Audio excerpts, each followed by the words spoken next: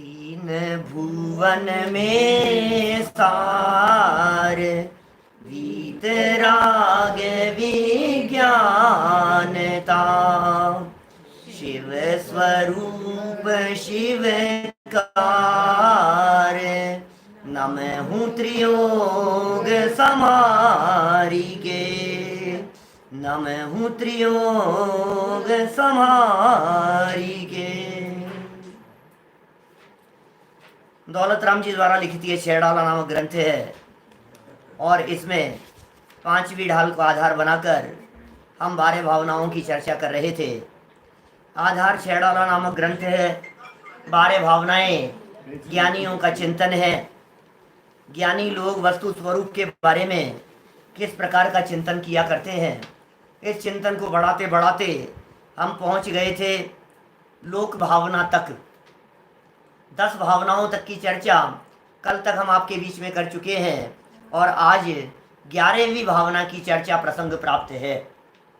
आज जिस भावना की चर्चा करने वाले हैं उस भावना का नाम है बोधि दुर्लभ।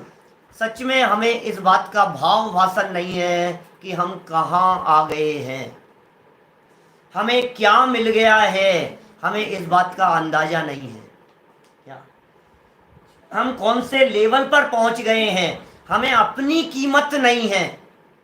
आज हम बोधि दुर्लभ भावना के माध्यम से कुछ चर्चा करेंगे अपनी कीमत के बारे में, अपनी वैल्यू के संदर्भ में। हम जिस जगह पर आ गए हैं उस जगह की दुर्लभता के बारे में हम आपके बीच में चर्चा करेंगे। लोक भावना में लोक शिखर तक पहुंचाने तक की बात कर दी थी। लोक भावना में लोक के संदर्भ में चिंतन प्रस्तुत कर दिया था और कल हमने यह कहा था कि लोक भावना का चिंतन करते हुए ज्ञानी व्यक्ति मानो श्रेणी चढ़ने की पोजीशन में पहुंच गया है। देखिए कहां से शुरू हुई थी बात। अनित्य है सारा जगत, अशरण है, सहारा नहीं है कोई भी, कोई सहयोग करने वाला नहीं है। फिर संसार असार है, उसमें रंच मात्र भी सुख नहीं है। पर के साथ में एकत्व नहीं और पर हमसे अन्य है, अन्यत्व। ठीक है। फिर अशुचि, देह की अशुचिता की चर्चा की। ये सब तो वैराग्य उत्पादक भावनाएं थी। यहां से अंदर की तरफ बढ़े, आश्रव की चर्चा हुई। आश्रव बंद पुण्य पाप को एक में शामिल कर लिया और जिन पुण्य पाप नहीं की ना, संवर की चर्चा कर ली। संवर और निर्जरा ये तत्व है मुनिराज। 6ठे 7वें गुणस्थान तक पहुंच गए संवर निर्जरा तत्व में। लोक की चिंतन करते हुए हमने श्रेणी चढ़ने तक की बात कह दी लोक भावना में, क्योंकि लोक के स्वरूप के संबंध में समझ लो आप, चिंतन चल रहा है वहां, उपयोग निरंतर इन विषयों के अंदर लगा हुआ है और श्रेणी चढ़ते चले जा रहे हैं, ऐसी स्थिति होती है। और जब इस लोक भावना में श्रेणी चढ़ने की बात कह दी तो बोधि दुर्लभ भावना में केवल ज्ञान की बात कह दी। बोधि माने केवल ज्ञान और दुर्लभ माने उसकी प्राप्ति दुर्लभ। बोधि दुर्लभ भावना में कई प्रकार से चिंतन किया जाता है। एक केवल ज्ञान की प्राप्ति की दुर्लभता, बोधि दुर्लभ। एक बोधि शब्द का प्रयोग किया जाता है रत्नत्रय, सम्यक दर्शन, सम्यक ज्ञान और सम्यक चारित्र। इन तीनों की एकता का नाम है बोधि, उसकी दुर्लभता, वो बोधि दुर्लभ। समझ में आ रही है बात। फिर एक अर्थ किया जाता है बोधि माने ज्ञान, तो सम्यक ज्ञान की दुर्लभता, ये भी बोधि दुर्लभ। और इस बोधि दुर्लभ भावना की चर्चा करते हुए अनेक विद्वानों ने, अनेक आचार्यों ने, अनेक ज्ञानियों ने हमारे वर्तमान परिस्थिति तक की दुर्लभता का चित्रण भी किया है। बोधि तो आत्मज्ञान का नाम है, बोधि तो रत्नत्रय का नाम है, लेकिन रत्नत्रय की प्राप्ति करने के लिए मनुष्य जीवन मिला ना पहले, तो मनुष्य जीवन तक की दुर्लभता की पूरी कहानी भी इस बोधि दुर्लभ भावना के अंतर्गत कर ली जाती है। कुछ बात क्लियर हुई है। बोधि दुर्लभ का प्रयोग कितने प्रकार से, कितनी जगह पर, कितने ग्रंथों में मिलता है। कुल मिलाकर के बात यह है कि महान महान भाग्यशाली हैं हम लोग जिस परिस्थिति में आज यहाँ आ गए हैं। हम यहाँ से छंद पढ़ते हैं। 13 नंबर का छंद है, 5वीं ढाल का। 5वीं ढाल छंद नंबर 13 है और भावना है 11 नंबर की, जिसका नाम है बोधि दुर्लभ भावना। बहुत धीरे धीरे वही मंद धुन का प्रयोग करते हुए जिससे शब्द हमारे कानों में गूंज जाए और अर्थ ख्याल में आता रहे। अंतिम ग्रैव्यकलों की हद पायो अनंत विरयापद पर सम्यक ज्ञान लादो दुर्लभ निज में मुनि साधो। क्या कह रहे हैं भाई साहब, तुमने क्या क्या प्राप्त कर लिया, तुम कहां कहां तक पहुंच गए, आज तक अंतिम ग्रैव्यक तक पहुंच गया। ग्रैव्यक जानते हैं क्या होता है? मैंने एक दिन चौथी ढाल में चर्चा करते समय ग्रैव्यकों की चर्चा की थी। ग्रीवा स्थान पर, अरे लोक में एक स्थान ऐसा है जो मैक्सिमम लिमिट है मिथ्या दृष्टियों के जाने की। अंतिम ग्रैव्यक, 9 ग्रैव्यक कहे हमारे यहाँ शास्त्रों में। स्वर्गों से भी ऊपर है, 16 स्वर्ग से ऊपर है। स्वर्ग कहे हैं 16 है, श्वेतांबर संप्रदाय में कहे हैं 12 है, ये स्वर्ग कहे हैं। 12 इंद्रों की अपेक्षा से हमारे यहाँ भी 12 भी कह दिए गए और 16 भी कह दिए गए हैं। तो 16 स्वर्ग और 16 स्वर्ग के ऊपर है 9 ग्रैव्यक। स्वर्ग से ऊपर इंद्र नहीं होते उनके ऊपर कोई, शासक नहीं होता उनके ऊपर कोई, स्वयं ही अपने आप में अहम इंद्र होते हैं। 16 स्वर्गों में तो इंद्र होते हैं, 16 स्वर्गों के ऊपर हर व्यक्ति अपने आप में अहम इंद्र है, ऐसा शासक जैसा है। उनमें पहला लेवल, पहला ग्रैव्यक, फिर दूसरा लेवल, दूसरा ग्रैव्यक, तीसरा, चौथा, पांचवा, छठा, सातवां, आठवां, 9वें लेवल तक पहुंच गया। मैक्सिमम लेवल है वो। किसी व्यक्ति के द्वारा मिथ्यात्व की भूमिका में पाप किए जाते हुए पुण्य करने की तरफ अग्रसित होने पर पुण्य की लिमिट बढ़ते बढ़ते बढ़ते बढ़ते यदि बढ़े मिथ्यात्व की भूमिका में, तो कौन से लेवल तक की प्राप्ति कर सकता है? बोले अंतिम ग्रैव्यक तक की प्राप्ति कर सकता है। 9वें ग्रैव्यक तक ये व्यक्ति जा सकता है। ग्रैव्यक नए लोगों के लिए नया शब्द होगा, ग्रैव्यक, लेकिन चिंता नहीं करें, ग्रैव्यक ग्रीवा, ग्रीवा से बनाए। सुग्रीव कहते हैं ना, सुग्रीव, सु हटा दो, बस ग्रीव बोल दो। ग्रीव्यक, ग्रीव माने होता है ग्रीवा। सुग्रीव का नाम भी सुग्रीव इसीलिए पड़ा था, अच्छी गर्दन वाला सुग्रीव।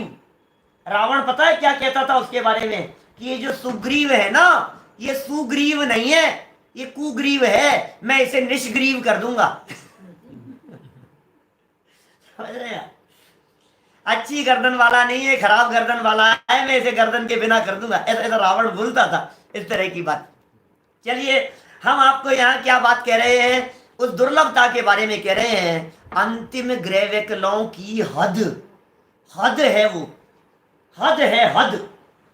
और फिर क्या कहा, पायो अनंत विरयापद। लो, उस लेवल तक तू अनंत बार चला गया। पायो माने प्राप्त किया, अनंत विरया माने अनंत बार प्राप्त किया। ग्रैव्यकों जैसी भोग विलासिता को अनंत अनंत बार प्राप्त किया। क्या कह रहे हैं? कुछ दम नहीं है, राजपाट मिल गया, संपदा मिल गई, पैसा मिल गया, भोग सामग्री मिल गई, अच्छी पत्नी मिल गई, अच्छे बच्चे हो गए, परिवार में अच्छे मित्र मिल गए, सगे साथी मिल गए, क्या दम है इनमें? 2, 5, 50 करोड़ यदि मिल गया तो क्या दम है इसमें? अच्छा बंगला है, अच्छा मकान है, अच्छी सुविधाएं हैं, कुछ दम नहीं है। समझ में आ रही है बात? जिस लेवल की ये दौलत राम जी यहाँ बात कह रहे हैं, उस लेवल की तुलना में जिसे प्राप्त करके थोड़ा बहुत भी घमंड और गर्व होता हुआ दिखाई देवे, सब सुलभ है, सब आसान है सबका प्राप्त करना। सुनो जरा, भूधरदास जी क्या कहते हैं, उन लाइनों को बोलो एक बार, तो आपको थोड़ी बात समझ में आएगी। धन कन कंचन राज सुख सब ही सुलभ कर जा, दुर्लभ है संसार में एक यथार्थ ज्ञान, एक यथार्थ ज्ञान। बोलो क्या कह दिया है, समझ में आई क्या? धन, कन और कंचन,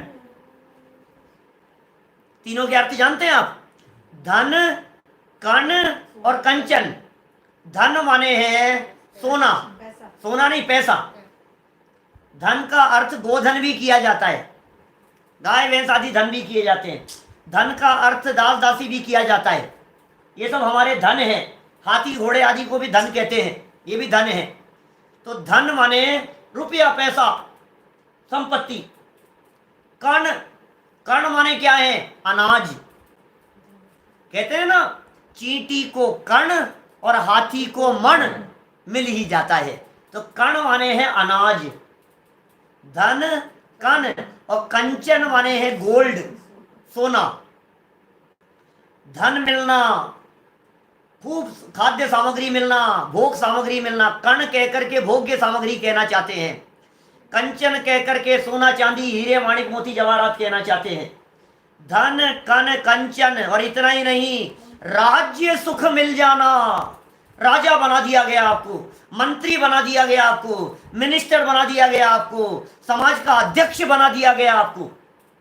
धन, कण, कंचन और राज्य सुख, राज्य सुख की प्राप्ति हो जाना। धन, कण, कंचन, राज्य सुख। और क्या कह रहे हैं इसके बारे में? सब ही सुलभ, सब आसान है, मिलना आसान है। ये मिल गया है, बहुत आसान है। राजपाट मिल गया, अरे साहब ये कितना भाग्यशाली हूं। अरे भरत चक्रवर्ती से पूछो, वो क्या कहते हैं? चक्रवर्ती अवस्था मिल जाना ये अभागापन है। लो, अच्छा बतलाओ कैसा लगे आज आपको भारत का प्रधानमंत्री बना दिया जाए तो? बोलो कैसा लगता है आपको? मजा आ जाएगा यार, मैं प्रधानमंत्री बन गया, मजा आ गया, मेरा नाम सिलेक्शन हो गया। राष्ट्रपति के लिए नॉमिनेशन चल रहा था और मेरा नाम नॉमिनेट हुआ है उसके लिए, बनाया नहीं अभी, उसमें तो फूल के कुप्पा हो जाता है। मैं अपन भाई साहब आखिर दावेदार तो है ही उस पद के, उस पद के यही है ना। यहाँ क्या कह रहे हैं? सब ही सुलभ कर जान। ये सारी बातें अत्यंत सुलभ है, सुलभ है, इनमें कुछ दम नहीं है इनका प्राप्त हो जाना। अनंत बार प्राप्त करके छोड़िए संपदा को, अनंत बार इस वैभव को प्राप्त करके छोड़ा है, अनंत बार भोग सामग्रियां मिली है। मैं चक्री पद पाए निरंतर भोगे भोग घनेरे, और तो भी तनिक भये नहीं पूर्ण भोग मनोरथ मेरे। क्या भाई साहब, तो लग रहा है अरे यार मैं कितना भाग्यशाली हूँ, रोजाना मेरे को कभी लड्डू मिल रहे हैं, कभी खीर मिल रही है, कभी मालपुए मिल रहे हैं, कभी मक्खन बड़े मिल रहे हैं, कभी ये मिल रहा है, कभी घर के बनाए हुए बिस्किट मिल रहे हैं, कभी ये बन रहा है, कभी वो बन रहा है। बहुत अपन तो क्या भाग्यशाली है भाई साहब, कैसी जगह पर आ गए हैं, तेरे को खाना ही खाना दिखता है, मरे जा रहा है खाने खाने के लिए। ये कह रहे हैं राज्य जैसी संपदाएं भी मिल जाएं तो सब सुलभ है, सुलभ समझना उसको। धन कन कंचन राज सुख सब ही सुलभ कर जा, दुर्लभ है संसार में एक यथार्थ ज्ञान। दुर्लभ क्या है भाई साहब, फिर ये बता दो। एक यथार्थ ज्ञान की प्राप्ति करना वो महान दुर्लभ है। सम्यक ज्ञान की प्राप्ति करना दुर्लभ है, यथार्थ ज्ञान की प्राप्ति करना महान दुर्लभ है। इन सब चीजों में दम नहीं है। पुण्य के उदय से पुण्य के उदय का उछाला आता है और व्यक्ति कहां से कहां पहुंच जाता है। लेकिन फिर क्या होगा? फिर पाप का भी तो आएगा, पाप का भी तो आएगा भाई साहब। पुण्य का उदय परमानेंट तो नहीं चलेगा, अनुकूलताओं के बाद में प्रतिकूलताएं आती हैं।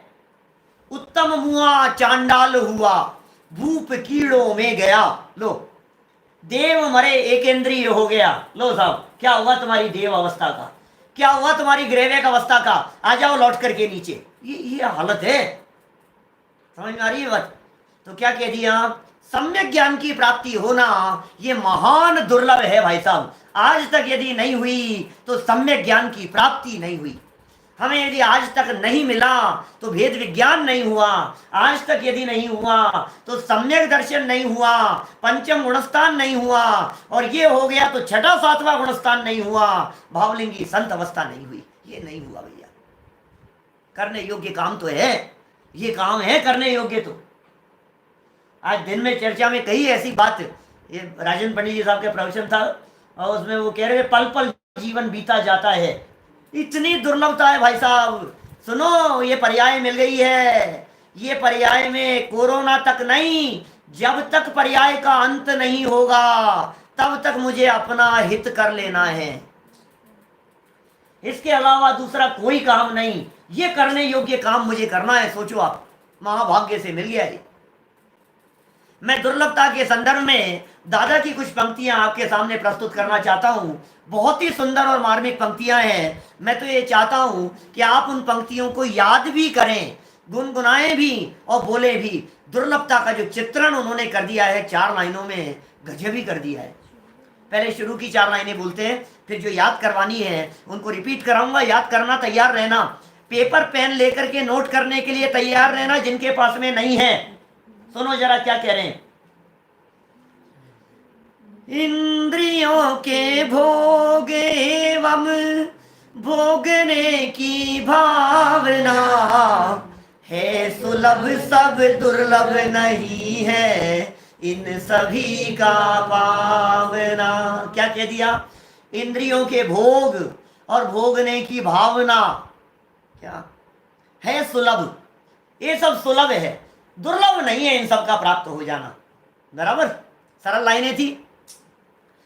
हे महादुर्लभ आत्मा की जानना पहचानना, है महादुर्लभ आत्मा की साधना आराधना। क्या ये है महादुर्लभ? क्या क्या महादुर्लभ है? भोग मिल गए, सामग्री मिल गई, विषय मिल गए, अच्छा मोबाइल। यार राजे तू कितना भाग्यशाली है यार, तेरे पास ऐसा मोबाइल है। अरे यार तेरे पास आईपैड है, 5 साल की उम्र में तेरे पास इतना है, तेरे पास ये है। बच्चों ऐसा लगता है, होड़ लगती है बच्चों में। अच्छा अभी से ही इतना सा है, और अभी तेरे को बाइक दिला दी, तेरे पास साइकिल भी दिला दी, अभी से ही तेरे को स्कूटी दिला दी। ये ऐसे लगता है, ये बच्चों को, लोगों को, बड़ों को भी आपस में, अरे आपके पास में क्या है? अच्छा तुम्हारी सास ने तुम्हारे को 3-3 सेट दिलाए हैं अभी बर्थडे पर। तो ये क्या कह रहे हैं यहाँ पर? अरे भाई इन सब की भावना भी और इन सब का प्राप्त होना भी, ये सब सुलभ है, खूब मिल गया है। अब प्राप्त कर करके अनंत बार छोड़ दिया है तूने, कुछ दम नहीं है। यदि कुछ दुर्लभ है तो आत्मा को जानना, आत्मा को पहचानना और आत्मा की साधना और आराधना, ये महादुर्लभ है।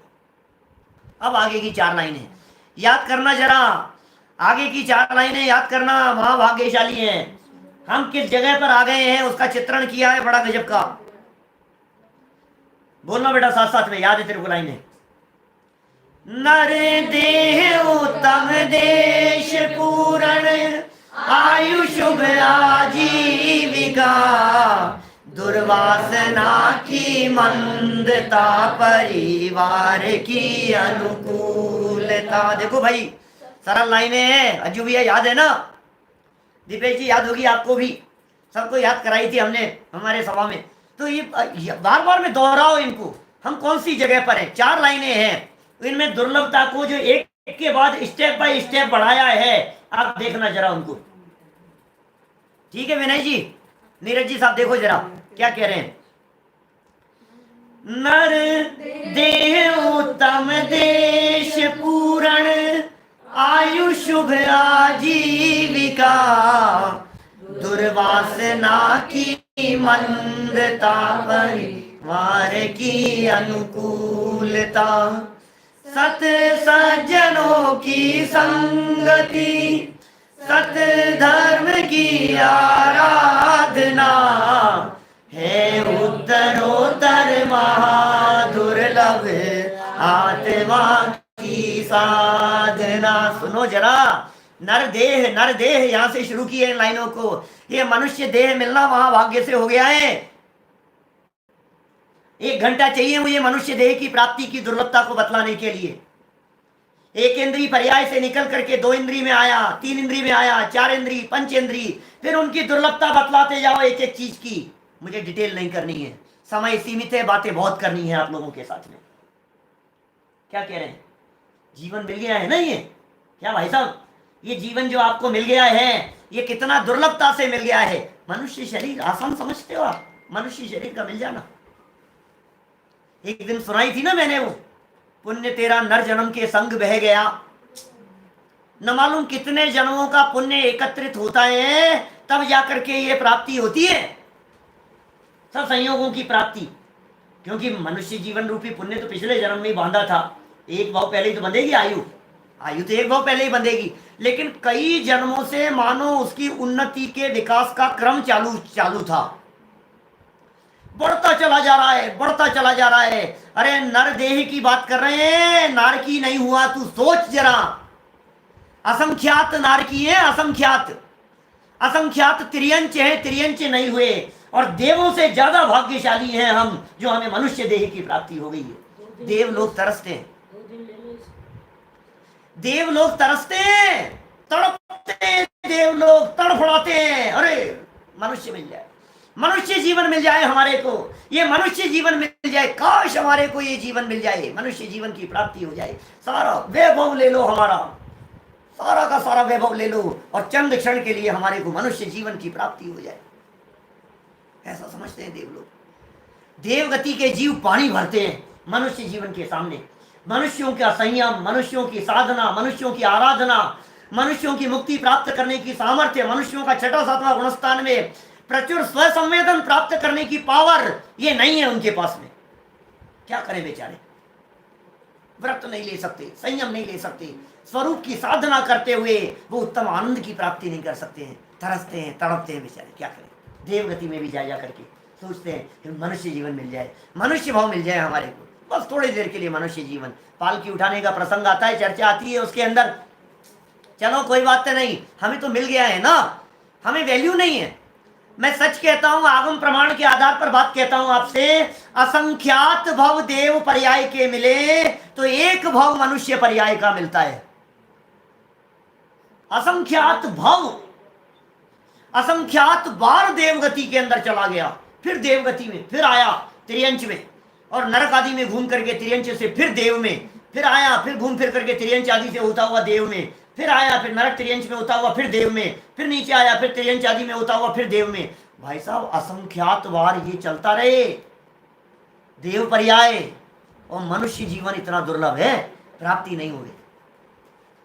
असंख्यात के ऊपर एक भाव भारी पड़ता है, मैं ये कह रहा हूं। होने में तो फिर ऐसा भी हो सकता है एक मनुष्य जन्म के बाद में दोबारा भी मनुष्य मिल जाए, महान दुर्लभ है। लेकिन हम तो बात ये बतलाना चाह रहे हैं आपको, असंख्यात भव देव पर्याय के और एक भव मनुष्य पर्याय का, ये भारी है उसके ऊपर। चलो मिल गया, मनुष्य जीवन तो मिल गया भाई साहब। लाइन जो अपन ने कही है उसका पहला शब्द था नर देह। अब सुनो जरा, नर देह तुम्हारे को मिल जाती, लेकिन भारत जैसा, हिंदुस्तान जैसा उत्तम देश नहीं मिलता, और चाइना में जाके पैदा हो जाते तो क्या होता बेटा, क्या सोचो जरा, जापान में हो जाते, रशिया में हो जाते, ईरान में हो जाते, इराक में हो जाते, दूसरे देशों में जा करके जन्म ले लेते, क्या होता तुम्हारा, पाकिस्तान में जन्म ले। सोचो तो सही जरा, इस धर्मनिरपेक्ष राष्ट्र में, इस हिंदुस्तान में, इस भारत देश में जन्म लेना ये भाग्य का काम है, पुण्य से मिलता है भारत में जन्म लेना। मैं तो कभी कभी ऐसा भी कहता हूं, वे कोई बहुत भाग्यशाली नहीं है जो यहां से जाकर के परदेश में बस गए हैं, दर्शन नहीं मिलते। भाई साहब क्या बात कर रहे हो आप, जिनेंद्र देव के दर्शन नसीब नहीं है, मुनिराज नहीं है, संयम नहीं है, स्वाध्याय नहीं है, जिन मंदिर नहीं है, क्या स्थिति है वहां उन लोगों की, खान पान शुद्ध नहीं है, साधन नहीं है, सुविधाएं नहीं है, साधर्मियों का संग नहीं है, क्या क्या जाकर के काम करोगे वहां। मलेच्छ देशों में मलेच्छ कह दिया जाता है, उन्हें भी है सब आर्य खंड में ही मलेच्छ कह दिया जाता है। मैं आपको बतलाता हूं, हमेशा इस प्रसंग में मैं याद करता हूं उस बात को। नैरोबी में मैं था, मैं 2 साल पहले, केनिया, अफ्रीका का एक देश है केनिया, उसका एक शहर नैरोबी, वहां एक दिगंबर जैन मंदिर, सिर्फ एक जगह पर। अफ्रीका के 53 देश हैं, 5 और 3 8 नहीं, 53 देश हैं। उन 53 देशों में से एक देश के एक शहर में एक मंदिर है। सोचो आप, अब जरा कल्पना करो आप, उनकी क्या हालत होती है। इसलिए कहा अति पुण्य उदय मम आया, प्रभु तुमरा दर्शन पाया। हे जिनेंद्र देव, हमारे को ये अवसर मिल गया है आपके दर्शन करने का, ये कोई महान पुण्य का योग आ गया है। ये कह रहे हैं देश में उत्तम, इस उत्तम देश में धर्म निरपेक्ष है भाई साहब, कोई रोक टोक नहीं है, धर्म का किसी तरह का कोई आपके ऊपर बाउंडेशन नहीं है। पत्नी चाहे तो किसी एक धर्म को माने और पति चाहे तो किसी दूसरे धर्म को माने, कोई ऐतराज नहीं है। भारत सरकार इसके अंदर कोई ऑब्जेक्शन नहीं करती है। हर व्यक्ति अपनी इच्छा के अनुसार धर्म का पालन कर सकता है। ये उत्तम देश का मिलना, क्या क्या बातें कह दी। एक लाइन बोलता हूं, याद करना इस लाइन को। नर देह उत्तम देश, पूर्ण आयु शुभ आजीविका। एक और, दुर्वासना की मंदता, परिवार की अनुकूलता। सोचो सोचो भैया, क्या मिल गया है? नर देह मिल गई, उत्तम देश मिल गया, भारत में जन्म ले लिया, ठीक है। अब कह रहे हैं पूर्ण आयु, मनुष्य भी बन गया और दूसरी जगह जन्म ले लेता तो क्या होता कि नहीं यहां ले लिया। और उसमें भी जयपुर जैसे नगर की बात करें, हम तो जैन नगरी में रहते हैं, जयपुर में ले लिया, इंदौर में ले लिया। 400 जैन मंदिर है हमारे जयपुर में, दिगंबर जैन मंदिरों की बात करता हूं, 400 दिगंबर जैन मंदिर। कई बार मुझसे लोग पूछते हैं, बाहर के लोग, पंडित जी जयपुर कभी आए नहीं, पहली बार आ रहे हैं, 3 दिन बाद में जयपुर पहुंचेंगे, हमें ये बतला दो जैन मंदिर कहाँ मिलेगा। तो मैं ये कहता हूँ, बेटा भाई साहब, आप जिस जगह पर खड़े होंगे ना, जहां भी जयपुर के जिस एरिया में, जिस दिशा में मुंह मोड़ लोगे, वहां आपको जैन मंदिर मिल जाएगा। और क्या करें, जिस दिशा में मुंह मोड़ लोगे आपको वहां जैन मंदिर मिल जाएगा, आगे उस दिशा में चलने पर। ऐसे भाग्यशाली नर देह मिल गया, उत्तम देश मिल गया, और इस देश में जन्म लेने के बावजूद भी मनुष्य तो हो गया था, देश भी मिल गया था, और 2 साल का होकर के मर जाता तो क्या होता? बोल, 6 महीने का होकर के मर जाता तो क्या होता? गर्भ में आकर के अनंत बार मर गया है, अनंत बार जन्म लिए हैं हमने, गर्भ अवस्था से बाहर ही नहीं निकला। कौन याद करता है? कितने अबॉर्शन हो जाते हैं, कितने मर जाते हैं, पेट में आकर के चले जाते हैं, पता ही नहीं लगता है। अरे महीने भर से कम की आयु हो तो पता ही नहीं लगे। बोलो, कितने जन्म हमने 1 महीने से कम की आयु लेकर के, गर्भ में जन्म लेकर के बिता दिए। ये कह रहे हैं यहाँ 1 घंटे की आयु, 1 घंटे की आयु लेकर के, 15 दिन की आयु लेकर के, 5 मिनट की आयु लेकर के, 15 मिनट की आयु लेकर के अनंत जन्म बिताए मनुष्य जन्मों में। पूर्ण आयु की बात कह रहे हैं। आज हम लोग कम से कम सुनने योग्य, क्षयोक्षम, सामर्थ्य और बौद्धिक विकास के धनी तो हैं। 4 साल का होकर के रोज हिंदुस्तान में घटनाएं मिलती है, बोरवेल में गिर गया 2 साल का बच्चा, रोज घटनाएं आती है। क्या करूं बोलो आप? 5 साल के बच्चे को कोरोना हो गया, चल बसा, उसका ये हो गया। ये देखो आप, छोटा सा बच्चा स्कूल टूर पे गया था, पानी में डूब गया, स्विमिंग पूल के अंदर डूब करके मर गया, उनके साथ में खेल रहा था। 2 साल का बच्चा था, बालकनी से बाहर झांक रहा था, नीचे देखा, गिर गया बेचारा, गिर करके मर गया। रोज घटनाएं सुन रहे हैं अपन इस तरह की। ये पूर्ण आयु का मिलना, ये कितना महाभाग्यशालियों का काम है। पूर्ण आयु भी मिल गई भाई साहब, नर देह मिल गया, क्या नर देह मिल गया, उत्तम देश मिल गया, फिर क्या कहा, पूर्ण आयु मिल गई। और इतना ही नहीं, पूर्ण आयु के साथ साथ में आयु भी पूरी मिल गई, लेकिन आजीविका चौपट थी तो क्या क्या खाखा धर्म कर लेगा? बोलो बताओ मेरे को, तेल नून लकड़ी के अंदर लगा रहेगा? समझ में आ रही है बात? यदि तेरे को आयु भी पूरी मिल गई और आजीविका के साधन तेरे पास में नहीं हुए, तेरे पास में निश्चिंत आजीविका नहीं हुई, तेरे पास में अहिंसक आजीविका नहीं हुई, निर्विकल्प रूप से भोजन आदि की तेरे पास में व्यवस्था नहीं हुई, तो क्या करेगा? मरता रहेगा दिन रात, भोजन, बिजनेस, ये वो दुनियादारी के अंदर लगा रहेगा। क्या करें बताओ, क्या करें? फुर्सत ही नहीं मिलती है। हम कहते हैं भाई साहब थोड़ा सा आओ, अरे क्या करें, क्या करूं भाई साहब, मैं तो पेट का सवाल है, मैं यदि सुबह से यदि मैं लगूं नहीं तो शाम को भोजन की व्यवस्थाएं नहीं होगी। इतनी गरीबी यदि होगी तो क्या होगी बताओ? कम से कम ऐसी हालत तो नहीं है हमारी, हमारे को आजीविका तो मिल गई है। मैं आज दावे के साथ ये कह सकता हूं, जितने लोग व्याख्यान सुन रहे हैं, हर व्यक्ति यदि आज की तारीख में काम धाम करना बंद कर देवे, आज यदि बंद कर देवे, तो जीवन भर घी बूरे में चूर करके रोटी खावे, लेकिन कमी नहीं पड़े, इतनी गारंटी ले रहा हूं।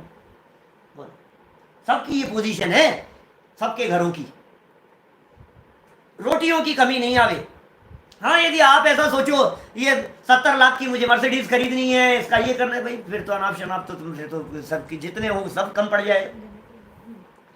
भोजन में कमी पड़े नहीं आपके पास में, इतनी आजीविका आपको मिल गई है। बोलो भाग्यशाली है या नहीं हम लोग? जिस जगह पर हम आकर के बैठ गए हैं, हम लोग इतने सद्भाग्यशाली हैं या नहीं है? पहली लाइन हो गई। इतने पर भी सीमित नहीं है, अभी और आगे बढ़ो। अच्छी आजीविका भी मिल गई, लेकिन वासनाएं बहुत थी, उलझ गए चक्करों में। अब क्या होगा मतलब? दुर्वासना, खोटी वासनाओं में उलझे हैं। पैसा था, निश्चिंतता थी, मनुष्य देह था, हिंदुस्तान मिल गया था, अच्छी उम्र मिल गई थी और साधन मिल गए थे, सुविधाएं मिल गई थी, लेकिन वासनाएं बहुत थी। खोटे प्रपंचों के अंदर उलझे रहे, फंसे रहे। तो ये जो मंदता हुई है, वासना की मंदता है, कषायों की मंदता है, परिणामों की विशुद्धि है, ये कम भाग्यशालीपन का लक्षण नहीं है भाई साहब। ये जिनवाणी सुनने का विचार मात्र आना, ये आपके बहुत भाग्यशालीपन का सूचक है। आप महाभाग्यशाली हैं जो आपको इस तरह का विचार आ रहा है। हमें ये जिन वचन सुनने चाहिए। ओह, इन बातों से तो मेरा ही भला भाषित होता हुआ दिखाई देता है। अहो, इन बातों को सुनकर के तो मेरा ही कल्याण होगा, इन बातों से मुझे सच्चे सुख का मार्ग मिलेगा। ये भाग्यशालियों का काम है। बात समझ में आ रही है? क्या कहां आ गए हैं? अब सेकंड लाइन पर चल रहा हूं। दुर्वासना की मंदता। और गजब की बात कहूं, यदि ये मंद भी हो जावे और यदि परिवार तुम्हारे अनुकूल नहीं हो तो क्या होगा? अपने दिल पर हाथ रख करके सोचना, जिन लोगों का परिवार साथ नहीं है, उन लोगों की क्या स्थिति होती है। आपको धन्यवाद देना चाहिए अपने फैमिली वालों को, आपको थैंक्स कहना चाहिए अपने परिवार वालों को, अपने बच्चों को, अपने हस्बैंड को, अपनी वाइफ को, जो भले ही नहीं आते हो, मना तो नहीं करते, मना तो नहीं करते तुम्हारे को, रोकते तो नहीं है तुम्हारे को। ये कम भाग्यशाली नहीं हो तुम जो तुम्हारे को रोक नहीं रहे हैं। भाई साहब, गोपाल दास जी भरैया जैसी हो जाती तो क्या करते बताओ मेरे को? उनके लिए भी इतना पुण्य का उदय तो था कि रोकती तो नहीं थी। तुम काम कर लो और फिर चले जाओ। बोलो, नहीं तो भाई साहब आप मंदिर जाना चाहो, बैठ जाओ चुपचाप, यहाँ बड़े आए मंदिर जाने के लिए, स्वाध्याय सुनेंगे। अब नहीं जाने देवे भाई, क्या कर लो बोलो आप? हस्बैंड मना कर देवे, नहीं जाएगी, घर से नहीं निकलेगी, नहीं कोई बात नहीं। क्या मोबाइल के ऊपर ये लगा रखा है, बंद करते रहे ये सब नाटक नौटंकी? हो सकता है भाई साहब। तो परिवार की अनुकूलता कितनी बड़ी चीज है। आज सारे परिवार के लोग मिलकर के हम एक जगह पर बैठ करके धर्म चर्चा कर रहे हैं, स्वाध्याय कर रहे हैं, आपसी चर्चाओं का माहौल बनाया हुआ है। इस तरह का माहौल मिल जाना ये कितनी बड़ी चीज है भैया। भाग्य के ऊपर भाग्य है। अब आपको क्या बताएं हम, बड़े बड़े राजा महाराजाओं का ऐसा भाग्य नहीं होता है जैसा भाग्य हमें हमारा नजर आता है। सबका ऐसा भाग्य है, बड़े बड़ों का ऐसा भाग्य नहीं है। हम इतने भाग्यशाली हैं। कभी देखते हैं हमारे पुण्य को, ये जो बड़े बड़े लोग जो दिखाई देते हैं, उन सबके पुण्य को इकट्ठा कर लो एक तरफ और हमारे को हमारा पुण्य दिखाई देता है एक तरफ। ऐसे ऐसे पुण्यशाली हैं हम। आप लोग भी, सबकी बात कर रहा हूं मैं, हम माने अपन लोग सब। जिनवाणी सुनने का जिसे अवसर मिल रहा है वो महाभाग्यशाली है। अरे गुरुदेव ये कहते थे, तुझे जूतों में बैठ करके भी जिनवाणी का सुनने का अवसर मिल गया तो समझ लेना चक्रवर्तित्व का पुण्य कुछ दम नहीं रखता है तेरे सामने। ये एक तरफ जैसे भाग्यशालियों की बात है। 2 लाइनें बोली है मैंने, इन 2 लाइनों को याद कर लो जरा, दीवार पर लिखवा करके रख लो। 2 नहीं 4 लाइनें हैं, रट लेना, बार बार में बोलना, बार बार में गुनगुनाना। एक बात ध्यान रखना, जीवन में कभी अपने आप को अभागा मत कहना। उपशम, अरे यार मेरी तो किस्मत ही खराब है। यार समझ में आ रही है क्या? मेरी तो किस्मत ही खराब है यार, मेरा तो ये गेम ही टूट गया। अरे यार मैं तो ये चाहता था, मैं तो पता नहीं। बच्चों की बात नहीं कह रहा हूं, बड़ों की बात भी कह रहा हूं। कभी कभी बड़ी सभाओं में कहता हूं, ऐसी बड़ी सभाओं में जैसी यहां लगी हुई है सामने, ऐसी सभाओं में मैं बात करता हूं और मैं कहता हूं लोगों से इस तरह की बात, अभागा मत कहना अपने आप को। ऐसे लोग मिलते हैं, अरे पंडित जी क्या बताऊं यार, मेरी तो किस्मत ही खराब है। स्टेशन पहुंचा और मेरे सामने ट्रेन जा रही थी, क्या रोते रह गए, क्या करें, मेरी तो किस्मत ही खराब है। बड़ी मुश्किल से मैंने डोसे बनवाए और मैंने ये कह दिया बेटा तू खा ले पहले, और उन्हें खाए और इतने में लोग खत्म ही हो गए। मेरी तो किस्मत ही खराब है। क्या? सबसे पहले मैं बैठ गया, उस समय तक तो बने ही नहीं ढंग से, तो बैठते नहीं है ना, मेरी तो किस्मत ही। अरे भाई तू कहाँ छोटी छोटी सी बातों में अपनी किस्मत को देख रहा है। तुझे जिनवाणी सुनने का अवसर मिल रहा है, तेरी किस्मत बहुत अच्छी है। समझ में आ रही है बात? जिनके ऊपर जिनवाणी माँ का हाथ है वे कभी अभागे हो नहीं सकते। आपके ऊपर जिनवाणी माँ का हाथ है, जो माँ के निर्देशन में चले वो बच्चे अभागे कैसे हो सकते हैं? माँ है ना हमारे माथे पर। क्या परमात्मा सुनने को मिल गया, बोलो, सबसे बड़ा भाग्य। तुझे परमात्मा सुनने का अवसर मिल गया है। तू परमात्मा है, तू भगवान है, तू भगवान बन सकता है, ये बात तुझे सुनने का अवसर मिल गया है। तू रो रहा है? अरे खुशियां मनाने का अवसर है। महाभाग्य से ये जैन कुल मिल गया है, ये जैन दर्शन मिल गया है, ये परिवार हमारे को मिल गया है। संतुष्ट मत होना, ध्यान रखना। आगे बढ़ने के लिए कह रहे हैं हम, इसकी कीमत समझने के लिए कह रहे हैं हम, इसलिए कह रहे हैं कि जो आपको मिल गया है ये विषयों में खो देने के लिए नहीं है, ये भोगों में बर्बाद कर देने के लिए नहीं है, ये समय बर्बाद करने के लिए नहीं है। जिस जगह बर्बाद कर रहा है, खेल करके, घूम करके, फिर करके, मौज मस्ती करके जो तू बर्बाद कर रहा है ना, बीता कल नहीं वापस आता है। ये समय लौट करके नहीं आएगा, ये समय वापस नहीं आएगा। भाई साहब, कर लो आत्मा का अनुभव, डूब जाओ अपने में, समा जाओ अपने में, ये अवसर मिल गया है। 2 लाइनें उम्मीद करता हूं याद हो गई होंगी आपको। बोलेंगे सब लोग मिलकर के, सामने वाले हमारे साथी। नर देह उत्तम देश पूर्ण, आयु शुभ आजीविका, दुर्वासना की मंदता, परिवार की अनुकूलता। भाई साहब, परिवार की अनुकूलता की बात कर रहा हूं। क्या हम भी जगह जगह देश विदेश में दुनिया भर में घूमते हैं तो हमारे परिवार की अनुकूलता के बिना नहीं हो सकता है। माता पिता ने कह रखा है बेटा कोई बात नहीं, चिंता मत करो। पत्नी ने कह रखा है, बच्चे ने कहता है पापा जाओ आप, तो कोई दिक्कत नहीं है, रह लूंगा मैं। तो ये अनुकूलता के बिना हो सकता है क्या भाई साहब? बोलो, बिना अनुकूलता के काम नहीं हो सकता है। आप सब भाग्यशाली हैं। अभी यदि आप ये मोबाइल लेकर के बैठे हैं और आपका परिवार आपका विरोध नहीं कर रहा है, आप यदि ये लाइव सुन रहे हैं तो आप भाग्यशाली हैं। कितना परिवार का सपोर्ट है, क्यों नहीं देख रहे हो आप? ये कम चीज है, हम आपको हर चीज में सपोर्ट करने के लिए तैयार हैं। बस आप हमारे को आराधना में सपोर्ट करते रहो। बस आप कहोगे जो बना करके खिलाएंगे, आप कहोगे जहां ले जाएंगे, आप कहोगे जो चीज वो आपके लिए करेंगे हम, आप कहोगे जो करने के लिए तैयार हैं। लेकिन बस एक बात, हमारे आराधना में कभी विघ्न मत डालना। बहुत अच्छी बात है, सब कर सकते हैं, ये चीज हमारे को मिलती रहे, परिवार की अनुकूलता। और आगे की 2 लाइनें नारियो, सत सज्जनों की संगति, सत धर्म की आराधना, है उत्तरोत्तर महादुर्लभ आत्मा की साधना। भाई साहब, ये दादा ने कौन सी घड़ी में ये पंक्तियां लिखी है, मैं तो दीवाना हूं इन पंक्तियों का। पूरी बारे भावना इसी तरह की है, लेकिन ये पंक्तियां कितनी गजब की है, झकझोर देने वाली है ये पंक्तियां। क्षत्र चूड़ामणि ग्रंथ चलता था हमारे यहाँ टोडरमल जी के मंदिर में, 3 दिन चलाई हमने इनकी दुर्लभता की भावना को। इतनी दुर्लभता, इतना आनंद आता है, भाव विभोर हो जाओ आप। इतना मिल गया, चलो परिवार भी अनुकूल हो गया, अब तो बहुत बड़ी बात हो गई, अब तो बहुत बड़ी चीज हो गई ना, कि नहीं? सत सज्जनों की संगति, भाई साहब ये बहुत बड़ी चीज है। परिवार अनुकूल था आपके, लेकिन जिनकी संगति में उलझ गए उन्होंने हमारे को टोने टोटके में उलझा दिया। अब क्या करो बोलो? सारी चीजें मिल गई, कहां कहां? मनुष्य जीवन मिल गया, भारत जैसा देश मिल गया, पूर्ण आयु मिल गई, अच्छी आजीविका मिल गई, कुछ कषायों की मंदता भी हुई, कषायों की मंदता भी हुई, और परिवार भी अनुकूल था। इतना सब कुछ हो जाने के बावजूद भी हम किसी ऐसे व्यक्ति के चक्कर में उलझ गए जिस व्यक्ति ने हमारे को सत धर्म की आराधना से दूर कर दिया।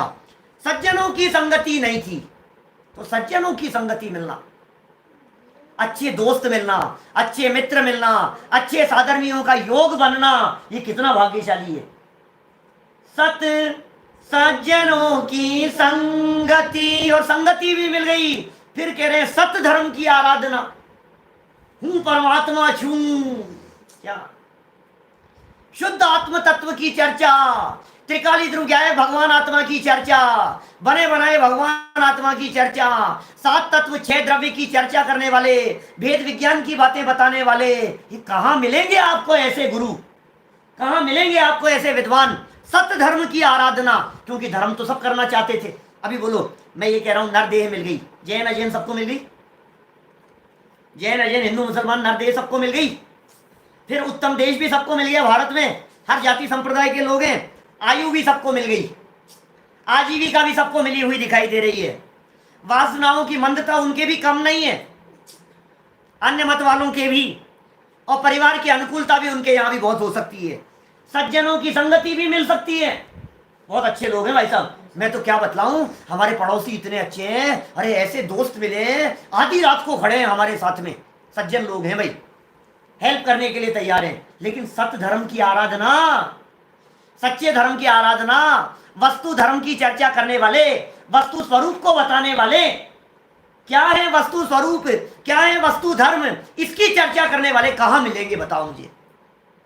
सत्य धर्म की आराधना। अब फिर क्या कह रहे हैं, उत्तर उत्तर महादुर्लभ है भाई साहब। ये सब एक एक स्टेप इतना है, अरबों खरबों की संपत्ति दो तो एक स्टेप आगे बढ़ पाओ, ऐसा है एक एक स्टेप।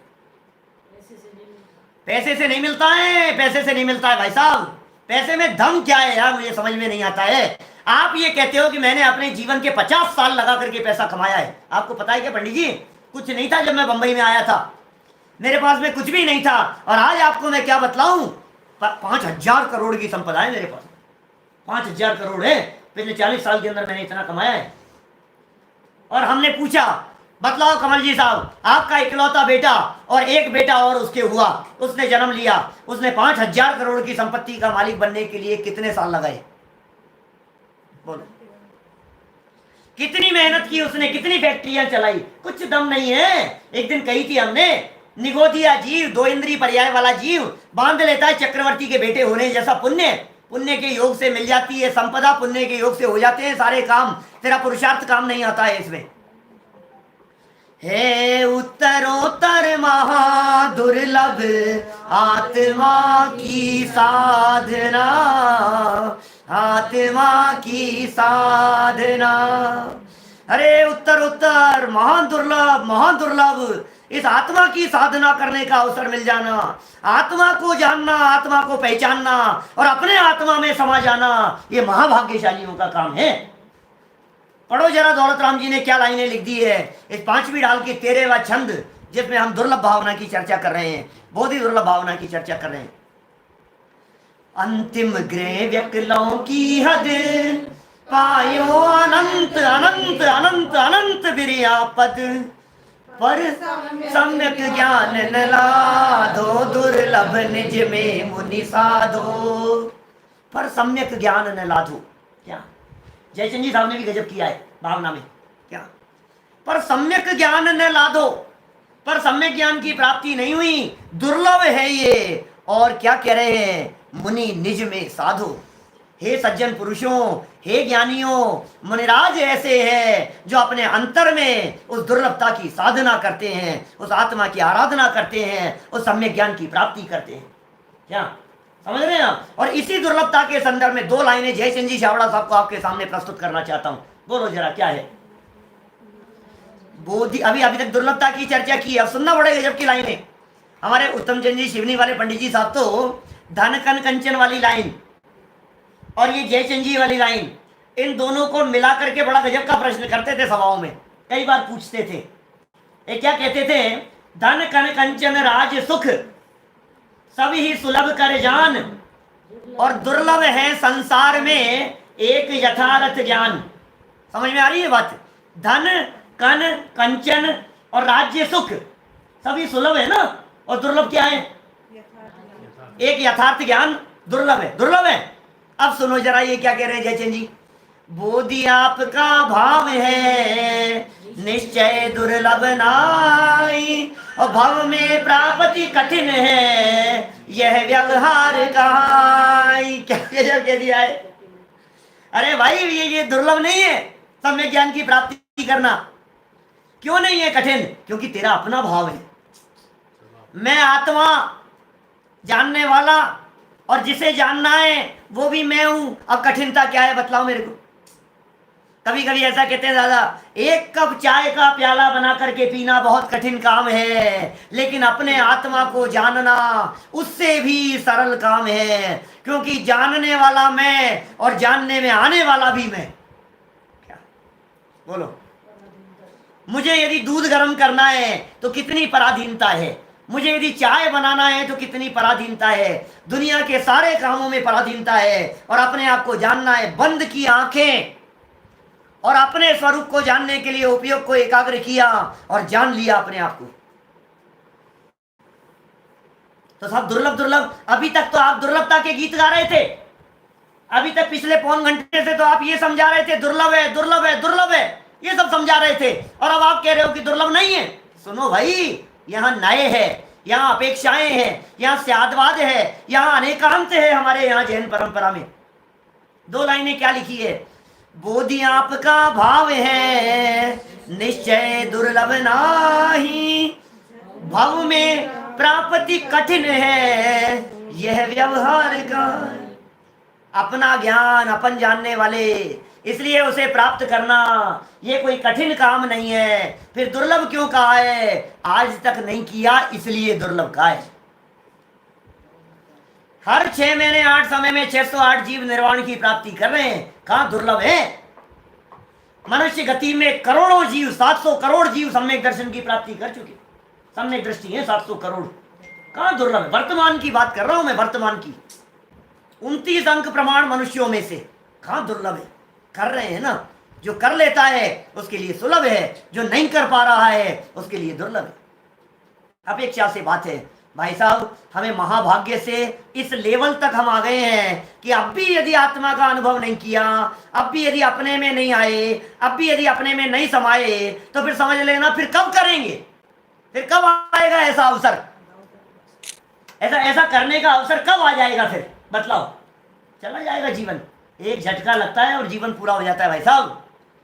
आज मरे और कल तीसरा दिन है, कौन किसको पूछता है? सारा परिवार बदल जाता है, सारे संयोग बदल जाते हैं। तरसते रह जाओगे आप फिर जैन कुल में जन्म लेने के लिए, तरसते रह जाओगे। इतने सारे संयोग, क्योंकि इतने कॉम्बिनेशंस को मिलाना ये कितना कठिन काम है।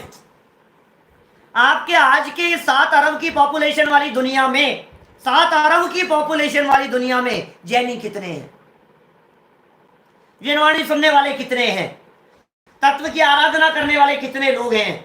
और आत्मा के स्वरूप को जानकर, पहचान कर उसमें समाने की भावना रखने वाले कितने लोग हैं? बताओ हमारे को।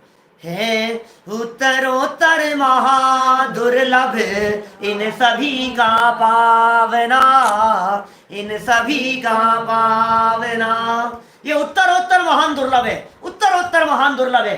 एक के बाद एक स्टेप, एक के बाद एक स्टेप महान दुर्लभ है ही। और हमें मिल गया है। अवसर चूकने जैसा नहीं है, ये समय गंवाने जैसा नहीं है। ये अवसर गंवाने में नहीं चले जाए, ये समय बीत नहीं जाए। ध्यान रखना, सावधान रहना। इसलिए काम कर लेना भैया, जब तक हमारे को मौका मिला है तब तक काम कर लेना। और हम सभी इस दुर्लभता को समझकर, जो इन्होंने कहा है, पर सम्यक ज्ञान ने लाधो। सब कुछ मिला लेकिन सम्यक ज्ञान नहीं मिला। 5वीं ढाल की लाइन है। लाधो माने मिल जाना, लाधो पुरानी भाषा है, मिला के नहीं मिला। लाधो को ने ऐसे ऐसे कहते हैं पुराने, हमारे यहाँ राजस्थान में तो मिला के नहीं मिला तुम्हारे को, तो कह रहे हैं कि भाई साहब मिला के नहीं, लादना तो सम्यक ज्ञान नहीं मिला तुम्हारे को क्या। और ये अत्यंत दुर्लभ है। निज में मुनि साधो, मुनिराज इसकी निज में साधना करते हैं। इस तरह ये बहुत मार्मिक छंद मैंने आज एक ही दिन में पूरा कर लिया है। कल लेकिन और मार्मिक चर्चा के साथ में आपके बीच में मिलेंगे, जहां धर्म की चर्चा होगी, धर्म भावना की चर्चा होगी। युगल जी बाबू जी की पंक्तियां बोलने में रह गई है, चलो बोलो जरा क्या है। जागे मब दुर्लभ बोधि प्रभो, दुर्नय तम सत्वर टल जावे, बस ज्ञाता दृष्टा रह जाऊं, मद मत्सर मोह विनश जावे। क्या क्या कहा?